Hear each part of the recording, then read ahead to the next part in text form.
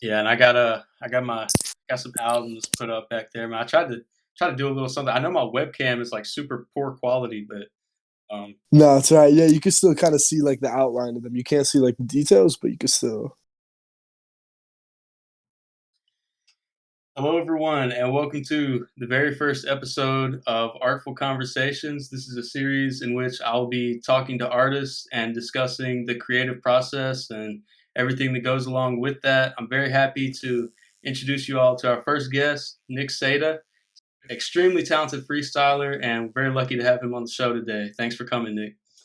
For sure, man. Thank you for having me on. Yeah, man. I'm just like I said. I was telling you before that when I got the idea for this series, I was just thinking about who I could have on, and you're the first person that came to mind because I think you got a really interesting mindset about how you create things and how you just go about getting your art. So really happy to Oh have man, you I on. appreciate that. For sure, man. For sure. I'm excited to talk. Yeah. So let's just get straight in and like what how were you introduced to freestyle and what made you want to pursue that as an art form? It was from freestylers I saw live. So like a lot of people I know saw freestyle online or they saw, a viral video or something. But I saw freestylers doing a show live.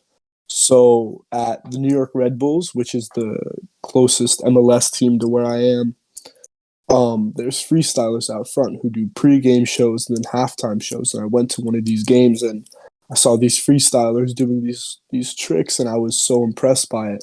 And I was pretty young at that time. I was like 10 or 11, and I went up to them and I kind of just like was. I think I just told them, I was like, "Wow, like that's really cool" or something. And they were like, "Hey, like learn a trick." So they taught me a few really basic tricks, and I loved it. And I started going back to all these games, just not even to watch soccer anymore, just because I wanted to watch these guys do tricks. They told me this is a sport entirely in and of itself called freestyle soccer. So they told me when you go home, go on YouTube, type in freestyle football, look at compilations, look at tutorials, like just go on YouTube and you know get carried away. So it's like okay, like all right. So I went home and I watched every time I'd go home and I'd watch a bunch of new videos. Um, I'd watch videos from Learn to Freestyle. I'd watch videos from more old school guys like Tuzani and Pale. And then I watch all these compilations and I just loved it. And I'd go back and I'd show these guys new tricks I was learning. Then they'd teach me new ones to go work on. So it was from freestylers I saw live. They got me into it and they got me obsessed with it. And that's incredible, man. I think you kind of have to be like a certain type of person to get interested in freestyle because it's an odd sport, but yeah, that's great that you were introduced live, man. Because yeah, I think it took me probably 3 years of freestyling before I met another freestyler in person, Yeah, and that was crazy for me. But yeah, that sounds like a great experience, and I could definitely see how that would make you really interested in it and having somewhere to go back to and share what you learned. for sure, for sure. All right, so yeah, man, that's a great story, man. I'm happy that you shared that with me. So you said that was outside of like the New York Red Bulls, the type of freestylers that you saw Yeah, performing, yep, and you do work with them now, right? Like you help with them. yeah, So could yeah. you tell So us a little bit about that? it came full circle because they're the ones who got me into the sport, and now I work with them. So when I was 16, I signed a contract with them as a freestyler. So they made all these freestylers, an official thing. They became the freestyle crew, That's great. and That's it's sick. it's a group of I think it's 8 of us now. Um, and we do shows for schools, private events, different sport events. When the home team comes and plays at the stadium, we do pregame shows, halftime shows. We've been lucky enough to do it for some international games. So we've just done a whole bunch of events. Any public event you can think of, we've done shows there. And yeah, now that's what I do for work mostly. That's awesome, man. That's such a cool thing. I'm glad that they're incorporating freestyle into their like program there, and I think some other MLS teams have started to do that as well. I think So the past 3 or 4 days I've been in my house. I've been so sick. Um, Oh man. but the few days before that, the past like 13, 14 days, I had a show every single day. So that looked like, a home game. So I was there at the stadium doing pregame shows. Then afterwards, we did filming with some influencers on the field. Um, the day after that, there was this like Irish celebration. It wasn't St. Patrick's Day. It was like a pre St. Patrick's Day celebration. Um, and we went. We did a show there just because it's a big crowd, and why not entertain people like that. Yeah. Um, and then let me think what else was there. There was a couple sporting events, so like watch parties and stuff like that for other games, not even just soccer, just for events in general. Um, and we go and we just entertain the people there. We put on a quick show. We teach people tricks that they want to learn. We always have giveaways. Um, so usually on the day, it's either a show like that. That doesn't take up the whole day. That's usually a couple hours in total. So it's usually wake up, either go straight to the show because it's in the morning. If it's a middle of the day or afternoon or night show, I'll wake up. I'll do a bit of school or whatever I have because I do online school. So I'll do whatever assignments I have to do. That doesn't take me super long. A couple hours at most if it's a lot. Most time I can bang it out in 2 hours or so, and then by that time I have enough time to usually squeak in 2 3 hours for a session. So by the time I've been awake for 5 hours, so let's say I wake up at 7. By the time it's noon, I've already done my school. I've trained. I kind of have done two things for the day that I'm need to do. I need to get my education on the right track. I need to be training every day. So I usually have both those things done by noon, and then if I have a show at 8 o'clock, I have to start getting ready because I have to be there a few hours before. We have to set up, make sure everything's good.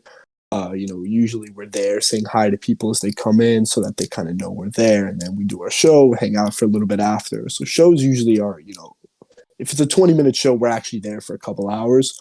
But usually that, takes up the rest of my day if that's what's on the agenda. That's great, man. That's a crazy schedule. And so Yeah. and so you said that you usually work in about 2 or 3 hours for training, like daily. Yeah, so usually if it's, a day where I'm busy with work, 2 or 3 hours at a minimum. But then if it's, a weekend and I have a show, late at night, but then I have a lot of time during the day, I'll be able to stretch it out and get 3 4 5 hours if time allows me. I'll never go below two, just because if I'm going below two, if I have an hour session, you kind of don't get much done. So even if I need to wake up a little earlier, go to bed a little later, something like that, I'm always getting at least 2 solid hours in. But then if I have the time, I'm doing 3 or 4. Okay, okay. And does that is your training usually preparing for shows, or is it generally trying to get your level up or working on ideas you have, or what? Yeah. So pretty much almost all year, it's trying to get my level up, working on new tricks, trying to come up with new sequences, working on new stalls, new transitions. Um, but then right around now is when I start working on 2 or 3 shows exclusively, basically just for Super Bowl. So Yeah, the okay. shows I do the rest of the time, I've ran them over so many times in my head. I've done them so many times. I don't need to train them anymore because they're solidified and I can do them on command. Um, but then now is when I'm beginning to develop my new shows for Super Bowl. So these are the ones where it's showing my actual level, showing the stuff I've worked on all year. Now I'm putting it into one performance. Now I'm focused on the choreography. So, after this, I'm gonna go and train, but the ball is only gonna be with me for an hour or an hour and a half of the session. My other hour or hour and a half, depending on the time. I think the studio I train at is free tonight, so I'll be able to spend a solid like 3 4 hours. But only half of that time I'm gonna be with the ball because my first step in planning my routines I like to do without the ball. So majority of the year training is just pushing my level. But now it starts with pushing my shows, and that involves the ball, and it involves a lot of time without the ball. Nice. And so when you say preparing for your shows for Super Bowl, do you mean like mostly routine or battles as well, or what? Yeah. Yeah, so routine is what I prepare for. Yeah. I mean, I love battling. I love battling. Absolutely. And I'll probably do it this year, but I've never prepared for battles. I've never like planned sets You or anything like legitimately that. I kind freestyle of your battles. Yeah, I've Yeah. always completely freestyled my battles. Yeah, yeah, your routines are really something special, man. So you Thank you. actually you won a world title in routine at Super Bowl. Was that Yeah. 2021? Is that right? Yeah, that was 2021. Yep. 2021. And so, you're working on that all year, and just tell me about how that felt to finally have that title at Super Bowl, man. Yeah. So I had wanted to win a world title ever since I started training. And then I began to love routine. I began loving just to watch routine. I was like, man, I like Gautier and KVP, Vlad Kostuchenko. Those two guys just Mhm. made me love routine. And I was like, oh, I love performing so much. I want my shows to look like this. And I was like, why don't I try routine? I tried routine in like 2019, I think, and I sucked at it. It was terrible. Oh, And really? I was like, damn, this is hard. Like, I really have to prepare for this. It's not like battles Yeah. where I can just show up and, Yeah. and have fun and maybe I win, maybe I don't. It's just Mhm. so I was like, okay, like I need to actually put some effort into this. And then I really fell in love with the process of coming up with a show, working on music to go with it, Yeah. finding a story to tell. And I just began to love the whole routine category.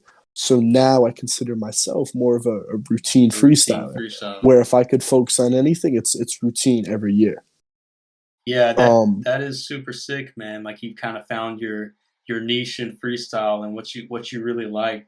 And yeah, yeah, it's super sick. So like you talked about incorporating your music and everything. You have a lot of artistic elements. You said even some storytelling. So yeah. when you're approaching this, do you see it more as an art, or it's competitive? So is it a sport?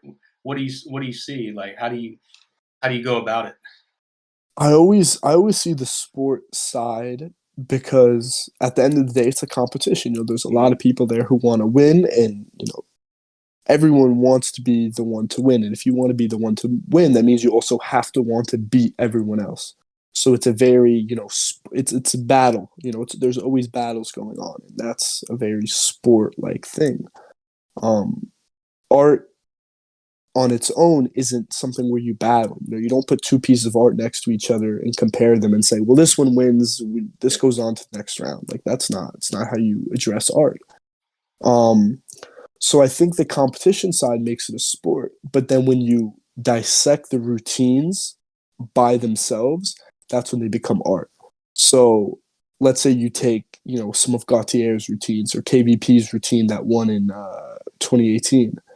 You take any of these routines and you watch them on their own, and you can see that there was a huge amount of artistic effort and vision that was put into it. So although they had to beat other people to win and things like that, they weren't going in thinking, "Oh, I'm going to go and battle." They went into it knowing that this was a routine they put their full artistic vision into. So it's an expression of their art that also beats these other expressions from other people. But at the end of the day, everyone's can be examined and everyone's can be looked at and broken apart as an individual artistic piece.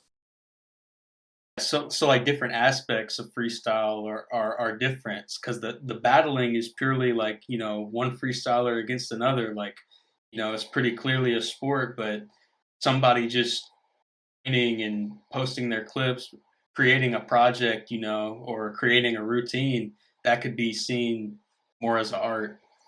Yeah, But it's I absolutely. I think it's kind of powerful or kind of beautiful that this it kind of merges the two and has aspects of both. Yeah, absolutely.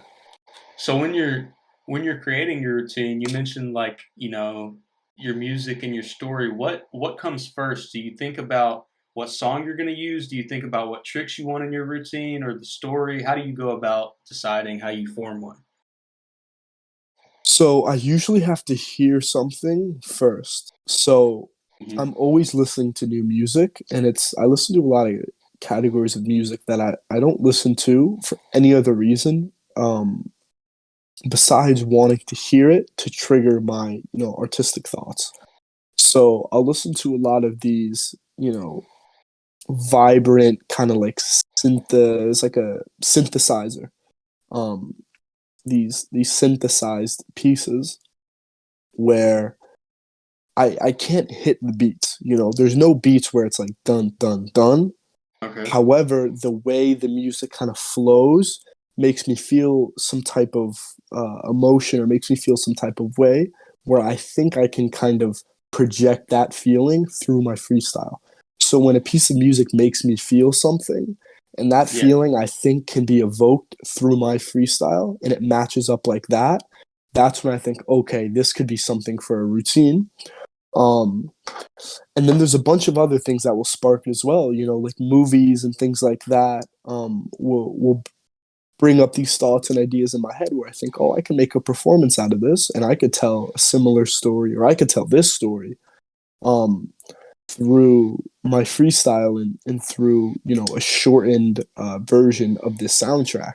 So in 2022, my final routine was based on the movie Fight Club, and it was Okay. received really well, which I was happy about because it was a very um, no one had kind of done a routine like that before. It was quite out there, and I was hoping people were going to understand it. Because my biggest fear was, okay, people are going to think that was cool, but what was that about? Like, who were these people?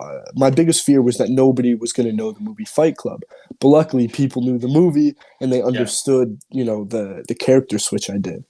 So something like a movie can spark these ideas where it goes, emotion and soundtrack first, and then it goes to tricks. But I would say before tricks, it goes to movement.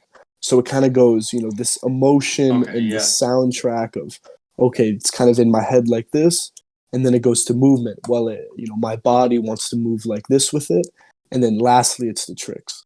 So that's why I do a lot of my routine creation without the ball, because I want to figure out how to move first and then what tricks match that movement. It's like blocking for a scene. Is Exactly. Yeah. Exactly. Yeah, that makes a lot of sense, and I think music is pretty special where, like, for creative people, like sometimes when I'm listening to music or something, just riding on the road, I can hear a part of a song or something, and I can picture like, oh, if I put this visual to it with something, if I did this movement with the thing, then that I can just picture it happening while listening to the song. And you speaking there kind of made me feel like that's kind of what you have as well for Yeah, for uh exactly. for Exactly. music. So yeah. So yeah, I remember at one point, aren't you kind of a film buff? Yeah, I've always been big into movies. Ever since I was a kid, I loved watching movies. And I'd say in recent years I've become even more of a movie geek in a way, because I've gone back and I've watched some of the first films, so like the silent films, the stop motion Hmm. films, kind of learned my cinema history, watched a lot of the classics, those movies that are regarded as like the best movies, the best trilogies of movies, all these things. So yeah, I just started watching maybe a couple years back, early teens. I just started watching a bunch of movies, and I just took so much inspiration from them that still now, whenever I get the chance, I'm watching new movies or classic movies that I haven't watched yet. Yeah, I think movies are an incredible art form. I'm taking two film classes in college right now. That's Oh kind of yeah, it's great. kind of kind of forcing me to watch some more movies because I've always wanted to Yeah. because I love I'm taking a film as literature. I love writing, and it's kind of Mm, I love seeing how the two connect there, and yeah, looking deeper into a film that you might not have the first time you watched it, or something like definitely. that. Yeah, that's really cool. So I like everything that you're incorporating into your routines. I think it's really nice. I like to see something progressive in the freestyle community. I And appreciate that. like with that routine world title, and just recently, Caitlin with the first ever U.S. battles world title. Hmm. USA freestyle is really really making a name for ourselves right now. Yeah, yeah, Like, definitely. what are your thoughts on the U.S. freestyle scene? Yeah, I mean it's growing really nicely as well. So there's a lot of new guys and girls starting, which is super cool to see because I think it's a really nice, it's a good sport to get into, but then the community is amazing as Do well. you think there are a lot of people starting now? Like Yeah, a lot more than normal?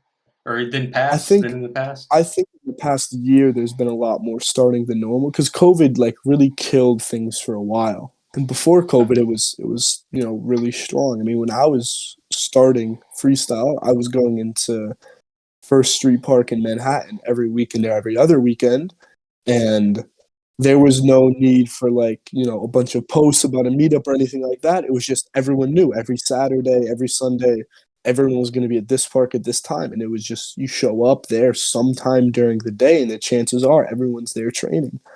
So the community vibes were always there from the beginning, and I think right now there's a lot of young people, a lot of new people starting. At least from what I've seen, I've seen a lot of new names kind of pop out, and I love that. I think that's so great, and it's nice to see that for us in the United States. It's nice to see that globally.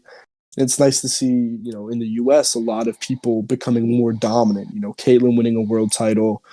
Other young guys like Patrick who are making huge waves on the global Yeah. scene. I mean, Patrick's got that's a that's world what the championship in sport. his future, I think.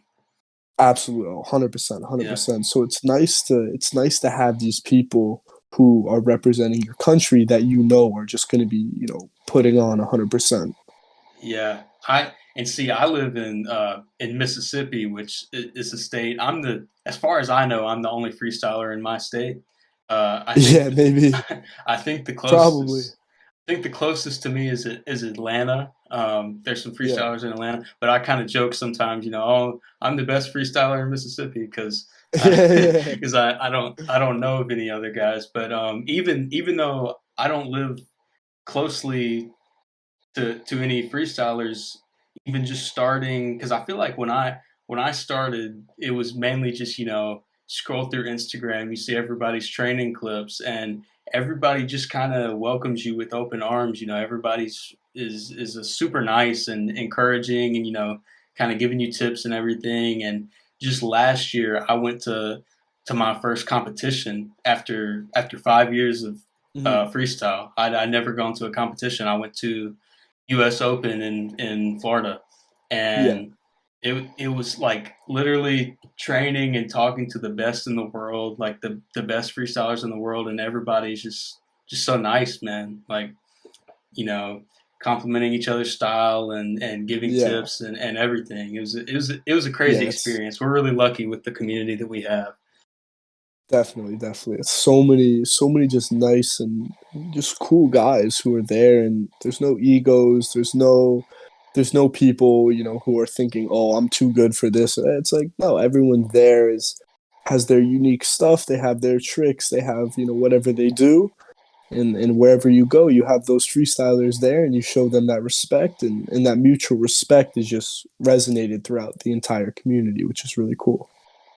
Yeah, of course, man. It's really something special. Like even guys that I had like guys that kind of influenced me starting off, like some of the guys that I first started watching, like seeing them there and Mhm. then training with them is pretty crazy. Like what other sport or art form can you really say that for?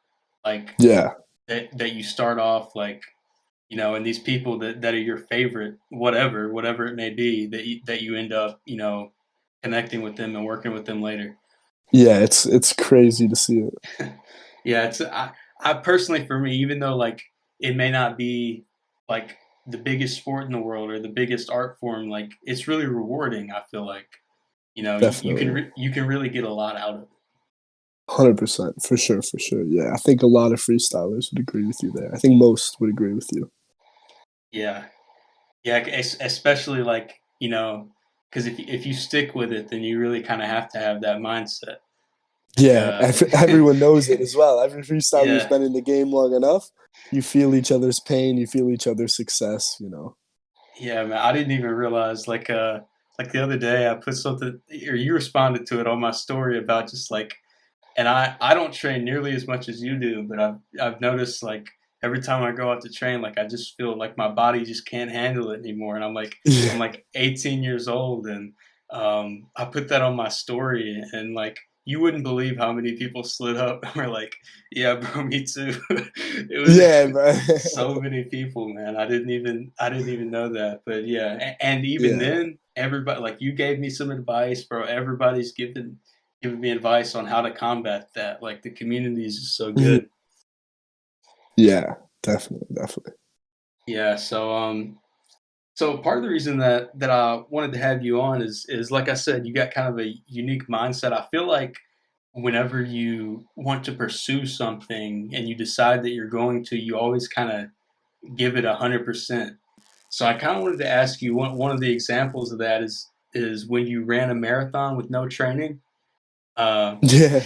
can you tell me about that and how that experience was for you? What made you want to do that and how it went? Yeah, so I had broken my toe cliff jumping, so I had spent like 7 weeks or something like that, not doing much at all because freestyle is obviously, so much, there's so much strain put on your toes when you freestyle. Yeah. So any amount of juggling, any amount of doing any trick hurt. And I was like, oh, great. Like, I actually have to let it fully heal. So I waited and waited, waited, whatever. Went back to the doctors, got follow up x rays, and they were like, yeah, it's just about healed. Give it another like week or two. And I was like, all right, cool. So it was by week like 8 or 9, I was like, okay, it's got to be fully healed. And I want to go back. And I don't want to just go back straight to training. Like, I want to set myself a goal that is going to, like, I'm going to remember this. Like, what's a goal that I complete that people are going to be like, wow, you're crazy for that? That I think would be, beneficial for me mentally. Like, what's really going to challenge me, right? And I was like, well, I hate running. So what's a running thing? I was like, well, I could do like a half marathon. And I was like, all right, I played soccer for like 6 or 7 years. Like I could definitely, I haven't trained in, 2 months or whatever. And I'm kind of out of shape, but like, come on, I could run 11 miles or whatever it is. I was like, all right, what about like a full marathon? I was like, well, that's like 26 point something miles. I was That's a like, big jump. all right. I was like, yeah, I was like, damn, that's pretty far. I was like, but I think I could do it. You know what I mean? Yeah. Like in my head, I was like, okay, I could do it. I could do it, right? So I think about it, whatever. I say, right, I'm gonna do it tomorrow. So next day it's like raining or something, and then I'm like, all right, well I can't do it now because I told myself I want to do it outside, and I didn't have my driver's license at the time, so I needed someone to drive me there, and nobody was going out for a run, so nobody could bring me. Yeah, how old So I were was like, you at the damn. time, man? I was 15 or 16. I think I Yeah, was that's 16. crazy, Yeah, I man. was 16. I was 16. Yep. So I was like, all right, cool, cool, cool. Like, just wait on it. You know what I mean? Like, as soon as the next person I know, whether it's my mom, one of my brothers, a friend, next time someone's going for a run, I'm there with them. I'm gonna tell them, hey, go do your thing. I'll do my thing. You come back for me in a couple hours, right? And then a couple days later, my mom's like, hey, I'm gonna go for a run. I'm like, oh, hey, can I come with? She's like, yeah, sure, whatever. So we start going for a run. My mom loves to run. And so she was doing like 3 or 4, no, she was doing like 5 or 6 miles, right? She was going for like a slightly longer run. I was like, all right, like, I'll do like 5 or 6 miles with you. Yeah, it's cool. So I did like the 5 or 6 miles with her. And then I was like, all right, well, I'm going to keep going. And she's like, well, how long are you going to be? I'm like, I don't know, probably a decent amount of time. Like, you go and run some errands or something. Like, you could just come back for me later. And she's like, all right, like that's fine. So I get to like mile 10 and I'm tired, but I've already done some other strenuous physical things before. I'm thinking, okay, it's not too bad. I get to like 15 miles. I'm like, damn, this is really hard. Like I had like a that morning I had like 2 pieces of toast and a couple water bottles that I took with me, and I was out of water by mile whatever, somewhere in the teens. So like I just feel terrible at this point, and my body hurts, and I just don't want to do it anymore. But I'm like, listen, I'm already like more than halfway. I have to keep going. By mile early 20s is when it started to really go downhill. And that's Yeah. also when it like that mindset thing kind of clicked because I was like, listen, I did this not because it was going to be physically the most beneficial thing, but mentally. So I was like, okay, now is the time. Like when my body really starts breaking, that's when the mind game really starts. That's when I'm gonna actually have this mental growth of knowing I can really push myself. And that's the main Um, purpose you feel is like the main reason you wanted to do it is to show yourself that you can do something that some might say is impossible. It's to when you get to the point that you don't want to push any mhm, further to keep on going. That's what your exactly, that's what your goal was with this. precisely that. Okay. So the biggest setback was mile like 22 or 23 or something like that, but my calves started to lock up. So I would take a few steps. So I'd take off running, and then my feet would go numb, and I'd literally fall over because my calves would lock up so tight that my feet would lose feeling. So suddenly my feet, instead of going like this, would just go like this, and then they just go like this. I would just fall forward. And I was like, wow, like I'm actually doing damage to myself here. So I'd have to sit down, wait, a minute or two, get feeling back in my feet, and then start again. And I did that for a few miles. I mean, there were people on the trail who were like, are you okay? Like, do you need help? And I was like, I'm good. I'm good. And they were like, all right, this guy's a little scary, right? This guy's a little sketchy. Not scary. This guy's in bad shape. You Yeah. know what I mean? Um, so yeah, I was just in that mentality of like, yo, I'm gonna finish this because if like I have to, like it's just plan it. It's finish this. Think about how good I'm gonna feel after. Think about how good I'm gonna feel knowing I completed this and that I can push myself to these limits. So I had those calves lock up. I was cramping up a ton, but I just kept going through it. I just kept, putting one foot in front of the other, and eventually I finished that 26 point whatever, and then to get to the spot where my brother had come to pick me up, I had to go another like mile or two. So I did a little more than what I initially thought. So I ended up doing like 27 or 28. Um, yeah, and then I finished in the next few days. I mean, it just hurt to move anything. And I thought I got away completely unscathed, like no serious damage to my body. Um, but a few weeks, yeah, it was maybe like a month or so after that, I started having some ankle problems. And I've been going to physical therapy since then, for these ankle problems. Oh So it's man. over 2 years later, Yeah, I'm that's still been having these ankle problems. it's been a while. And they were like, did you do any like really serious, running thing? And I was like, yeah, I did a marathon. And they were like, well, how much did you train for it? And I was like, I didn't. And they were like, did you have problems? I'm like, I had a lot of problems. They were like, well, that's what will do it.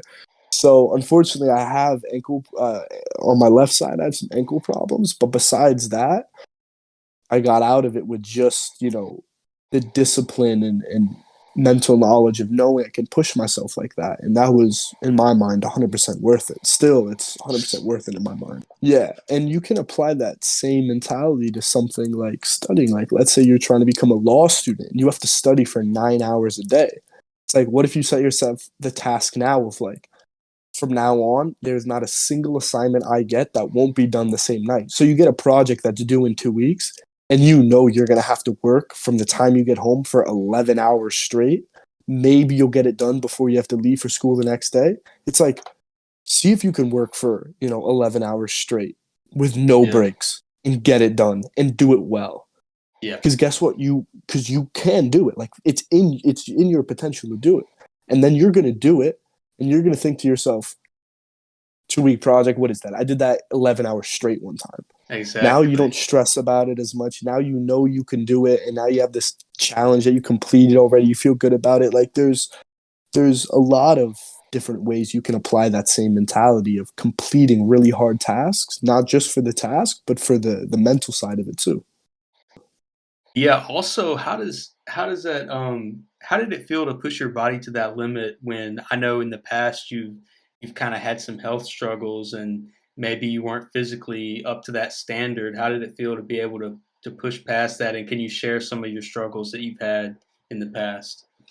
Yeah, so I've had health struggles my whole life because I was born premature. So I had, a bunch of Okay. surgeries when I was young. I had a rare knee disease when I was like 8 or 9 or something.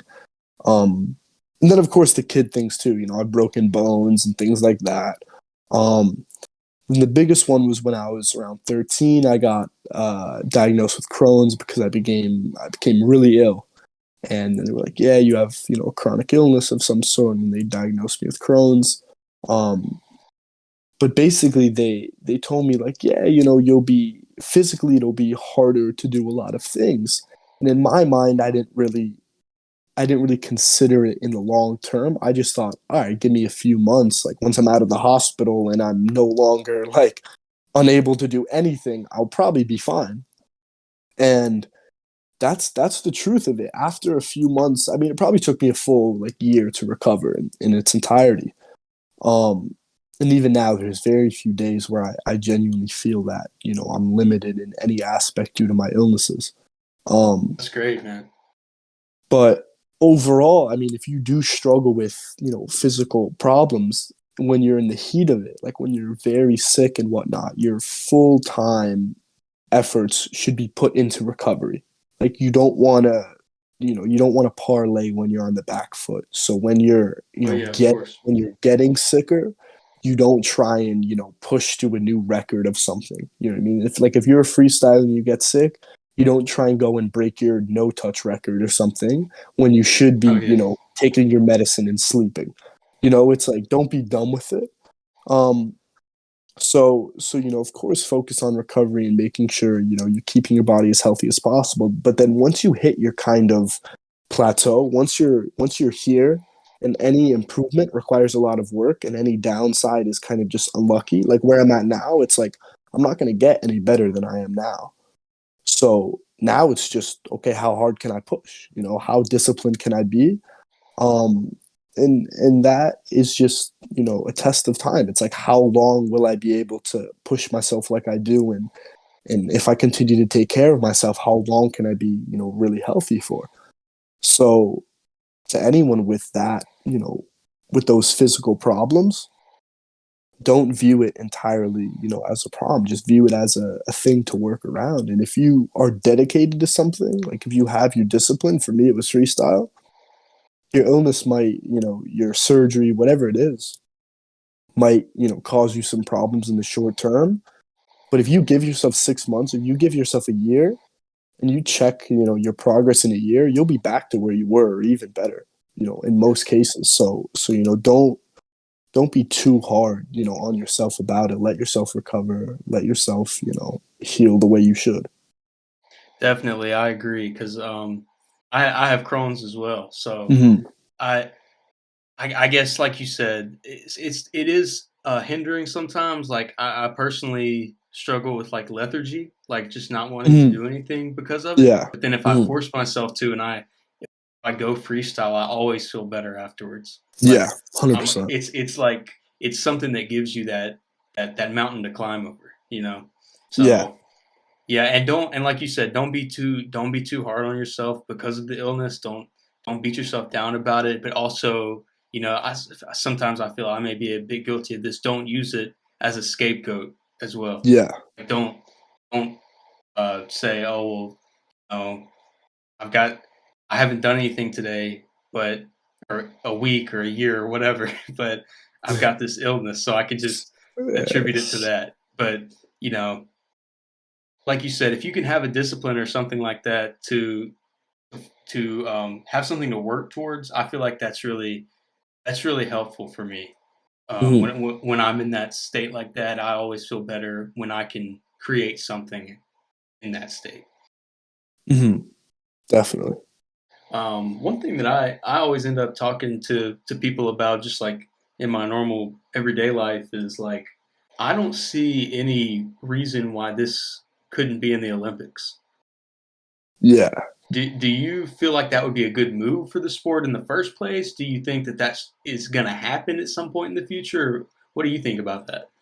Yeah, I think it'll be a good move for the sport, and I think it will happen. In the future, I think it absolutely will because you see sports like skateboarding and stuff like Yeah, that were once considered only a subculture sport that are now in the Olympics. So I think freestyle will follow suit eventually. As we make our judging system more universal, as we make how we select judges and how we organize competitions more accessible to everyone, that everyone can understand it. I think as those things become more accessible and universal, that the competitions will grow. More people get involved, and it'll be seen on the highest level, like at the Olympics.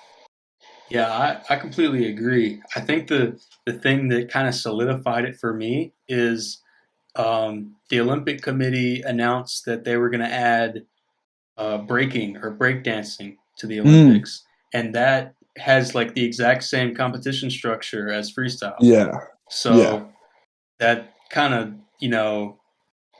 there's precedent there for that kind of sport can be in the Olympics. yeah, So that kind of gives me hope that maybe we'll see that. yeah. Definitely, definitely. I mean, if breaking gets added, I mean, there's no reason freestyle can't follow suit.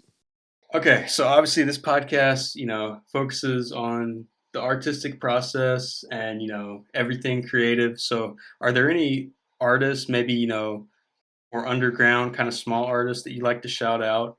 Any other freestylers maybe? For freestylers, I would say, I mean, Frankie Flo, of course, he was, my biggest mentor when I started. So from New York City. Um, Other freestyles I love, Fahad, Ballstar, from the UAE. Other guys like PWG, Kala, Shimo. These were the guys I watched a lot as I was getting into the sport. Then some sitting guys like Barujdan, Cherny, Miguel, Pasha. I mean, these guys are the people who I watch on the daily when I'm training and I'm looking for new things to work on. I mean, I just watch their stuff and I'm filled with ideas. It's easy if you watch their stuff to be completely inspired. So those are the guys who every single day are big inspirations for me. Um, and then I'd say, in other spheres for artists, I mean, when it comes to music, classical music has always been a big inspiration. So, artists like Ludovico Eunari. I don't know if I said his name right, but he's an Okay. Italian composer. I think he's really amazing. Um, Hans Zimmer, he's always been someone who I've been able to listen to his music and really um, not entirely connect with, but feel like I can tell a story that encapsulates that same energy, Okay. Like it makes me want to tell a story. And then other random artists, someone like Chantel Martin, she's, a multidisciplinary artist. I think she's brilliant. Um, some other people inspire me, like as a surfer, John Florence. He had this incredible series on YouTube called what's it called? Seven? It's called Seven or 12. I think it's called 12. It's called 12. It's a surf series.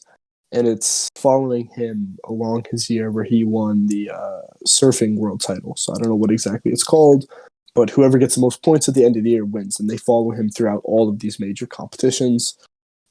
That's, incredible. Movie directors that I love. Tarantino will always make you, question what you just watched. Yeah. Um, Someone who will blow you away with visuals, could be someone like Scorsese, all these guys, they're massively popular, but still everyone can, tune into Yeah. these movies and watch them and, feel something and be inspired in some way. Um, so yeah, those are just a few people off the top of my head that, on the daily I'm thinking about and almost every day, they're impacting my work in one way or another. That's cool. That's good. That's kind of what I like to know because this is going to be a question that I ask every guest to kind of see who inspires them. Where they get their inspiration from. So that's Mhm. interesting to see the artists that you named, and I'll definitely check out the people that you mentioned there. So For that's sure, for sure. that's pretty much everything that I had to talk to you about, man. If there's anything else you'd like to shout out, feel free to do that now, and then we can call it an episode.